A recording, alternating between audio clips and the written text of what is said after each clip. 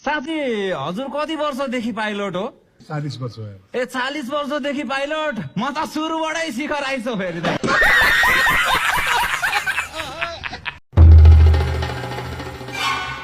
उहाँ विदेशमा स्पाइडरम्यान र सुपरम्यान, हाम्रो गाउँमा यस्ता पातकी म्यान। अरे भाई दिमाग खराब नगर, अहिले एक झप्पडमा हिँड्न चाहिँ दिउला फेरि। नचा त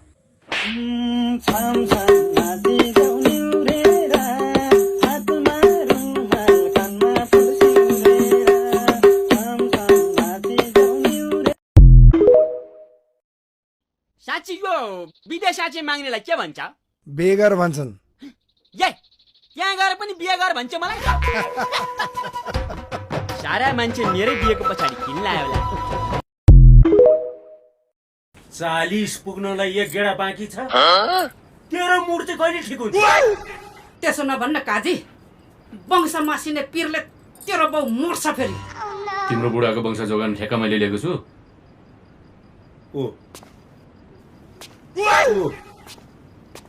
तेरो छोराको आश गरेर पार लागिँदैन हेर।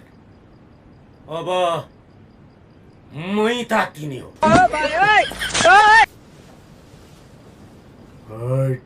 छोराको भन्दा पहिला बाउको हुन्छ कि क्या हो?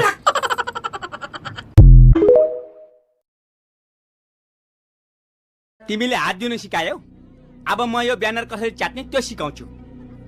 एक्सक्युज मी, नेपालीमा भन, अंग्रेजी बुझ्दिन।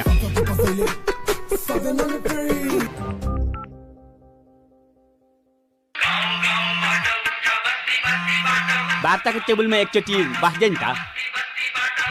यो केटीलाई मेरो फोन नम्बर कसले दिएछ?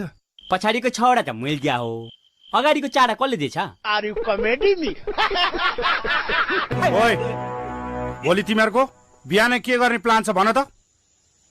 बिहान उठ्ने, मुखधुनी, बम पड्काउने। 4 बम।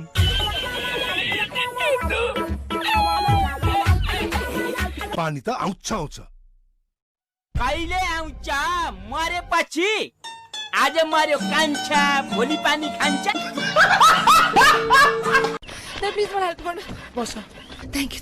रेडियो नेपालको बिहानको सम्पूर्ण प्रसारण यही सकिन्छ। जय नेपाल।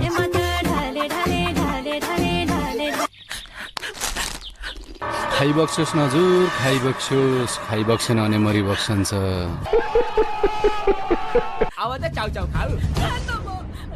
चाउ चाउ हुत्याउँछ। ए 50 लाखमा 10 रुपियाँ त्यो चाउ चाउ पनि छोड। यस्तै त हो नि पोरो, जहिले यस्तै त मारे नि आमा। ओए ठाउँको ठाउँ नथिच्न, मैले मात्र कौडी खेलेर भयो, मेरो बच्चाले चाहिँ खेल्नु पार्न।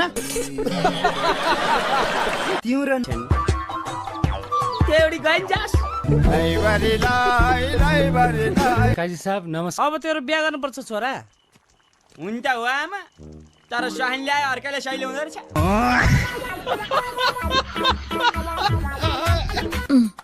यसपालि पनि एसएलसी फेल। अब यता चाहिँ पास हुन्छ हैन त? लुगा नापेर आएको कि आगो तापेर आएको? अनि पुष्पाजीले के माथि चढ भन्नुभयो। के भनिस्? रुख माथि चढ भन्नुभयो। अनि बिहा चाहिँ कहिले गर्नु मसँग? बिहे त तिमीलाई भन्दा मलाई हतार छ नि, तर के गर्नु, घरमा बाउ भिलेन बनिरहेछ। के रे, टार्ने कुरा गरेको? लौ विश्वास लागेन? जाम भागेर। कसम? कसम। कहाँ भागेर हुन्छ, हामी गाउँलेले भोज खानु परेन? यस्तै त हो नि पोरो, जहिले यस्तै